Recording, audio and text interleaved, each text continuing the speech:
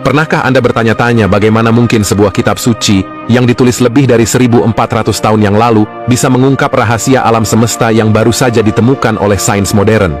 Bagaimana bisa Al-Quran menggambarkan fenomena Big Bang, gerhana, dan siklus air dengan akurasi yang mencengangkan?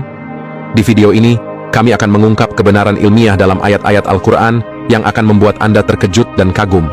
Jangan sampai terlewatkan, karena apa yang akan Anda dengar mungkin akan mengubah cara pandang Anda selamanya.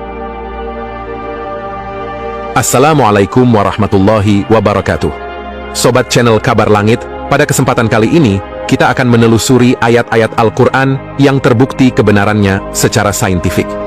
Mari kita lihat bagaimana Al-Quran yang sudah ada lebih dari 1400 tahun yang lalu, mengungkap pengetahuan yang baru terungkap oleh sains modern. Kita mulai dengan fenomena Big Bang yang diyakini sebagai peristiwa yang menyebabkan terbentuknya alam semesta. Teori ini ditemukan pada tahun 1931 oleh seorang pastor Katolik Roma dan fisikawan bernama Jos Lemaitre. Penemuannya didasarkan pada pengembangan teori-teori sebelumnya, terutama oleh Alexander Friedman yang menemukan solusi untuk persamaan bidang relativitas umum Albert Einstein. Friedman menyatakan bahwa alam semesta mengembang dan Einstein sendiri melakukan studi persamaan lapangan yang menunjukkan bahwa alam semesta merupakan kekuatan yang mengembang dan tumbuh seperti balon.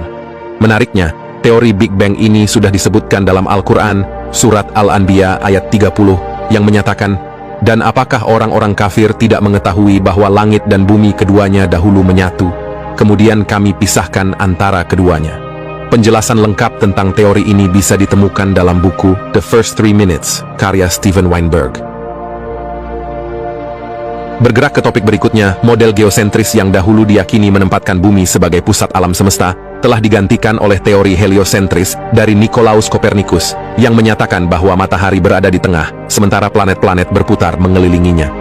Di tahun 1609, ilmuwan asal Jerman Johannes Kepler memperkenalkan teori baru, bahwa planet-planet tidak hanya bergerak mengelilingi matahari, tetapi juga berputar pada sumbunya dengan kecepatan yang berbeda-beda. Dengan perkembangan teknologi observasi modern, keyakinan ini berubah.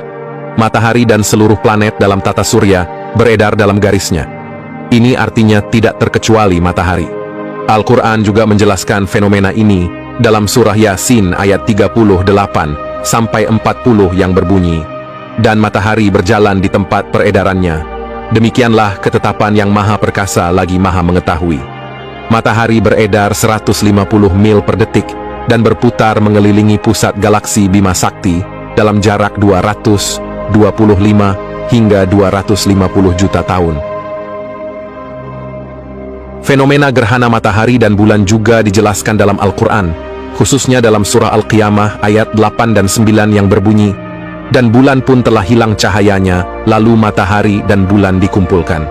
Gerhana terjadi ketika sebuah planet atau bulan menghalangi cahaya matahari. NASA menjelaskan bahwa gerhana matahari terjadi ketika bulan menghalangi cahaya matahari dan menimbulkan bayangannya di bumi, menyebabkan kegelapan di siang hari.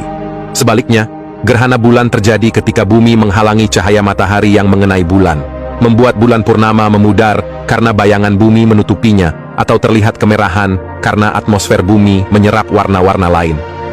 Nabi Muhammad juga telah menjelaskan fenomena gerhana dalam hadis yang diriwayatkan oleh Al-Bukhari, bahwa matahari dan bulan adalah dua tanda di antara tanda-tanda kekuasaan Allah, dan keduanya tidak membuat gerhana terjadi karena hidup mati seseorang, melainkan Allah Subhanahu wa Ta'ala membuat hamba-hambanya terpesona dengan keduanya